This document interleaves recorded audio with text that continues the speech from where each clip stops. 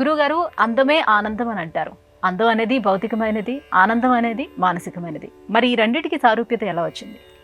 ఆనందం అంబరమైతే అని ఒక మహాకవి, అందమే ఆనందం అని మరి ఒక కవి. అందం అంటే ఏమిటి? చాలా పెద్ద ప్రశ్న.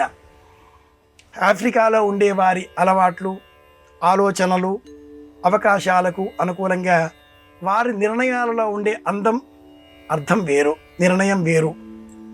అలాగే ఏ దేశానికి ఆ దేశం, ఏ ఖండానికి ఆ ఖండం, ఆఫ్రికా అని మాత్రమే కాకుండా ఏ ప్రాంతానికి ఆ ప్రాంతం అనుకున్నప్పుడు ఆ ప్రాంతీయతలకు లోబడి అందం అనే శబ్దం నిర్వచనాన్ని మార్చుకుంటూ ఉంటుంది.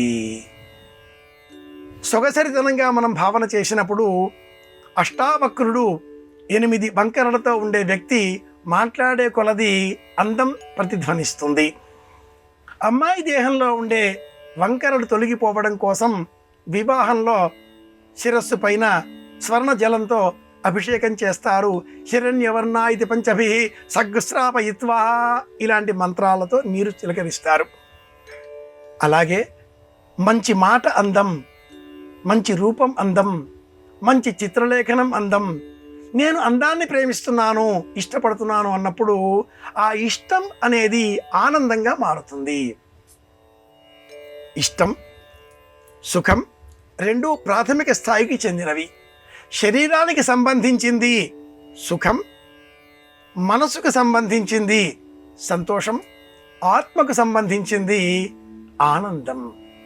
ఇంతకంటే ఆనందం మరి ఒకటి లేదా అని ఏ అందమైతే మన మనస్సుకు సంతోషాన్ని, ఇష్టాన్ని మించి ఒక స్థితిని చేకూరుస్తుందో, చేర్చుతుందో ఆ స్థితి ఆనందం. అప్పుడది అంబరం, ఆకాశంతో సమానం. అందమే ఆనందం అంటే ఓ అమ్మాయినో, ఓ అబ్బాయినో, ఒక పండునో, ఒక మాటనో, ఒక చిత్రాన్ని చూస్తే కలిగేది కాదు. ఇంతకంటే మించి ఇంకేదీ లేదు అనేటటువంటి స్థితి పొందగలిగిన అప్పుడే ఆనందం అనుభవైక వేద్యమవుతుంది. కనుకనే ఉపనిషత్తు మానుషానందం, ఇంద్రానందం, బృహస్పత్యానందం ఇలా 11 విధాలుగా ఆనందాలను వర్ణించి చిట్ట చివరలో బ్రహ్మానందం అనేటువంటి శబ్దాన్ని వర్ణిస్తుంది. ఆశిష్ఠో దృఢిష్ఠో బలిష్ఠ తస్యేయం పృథివీ సర్వా విత్తస్య పూర్ణా స్యాత్ తేయే శతం మానుష ఆనంద అని ఉపనిషత్ వాక్యం. దీని పేరు ఆనందవల్లి.